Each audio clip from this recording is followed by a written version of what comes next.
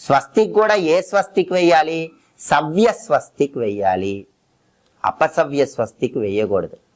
అలా సవ్య స్వస్తిక్ గుర్తు రాగి చెంబు మీద గంధంతో వేసిన తర్వాత ఆ రాగి చెంబులో ఇప్పుడు నీళ్లు పోయండి. ఆ నీళ్లలో కాస్త పసుపు వేయండి, కుంకుమ వేయండి, ₹1 నాణెం వేయండి. ఇంకా సుగంధ ద్రవ్యాలు కూడా రాగి చెంబులో నీళ్ళలో వేయండి. సుగంధ ద్రవ్యాలంటే అత్తరు, సెంటు, ఇలాంటి సుగంధ ద్రవ్యాలు ఆ రాగి చెంబులో ఉన్న నీళ్ళలో వేయండి. అలా వేసిన తర్వాత ఆ రాగి చెంబుకు నమస్కారం చేసుకోండి.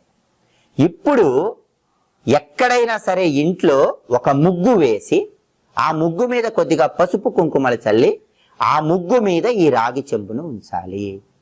మరి ఎక్కడ ఉంచాలి అనే సందేహం మనకు వస్తుంది.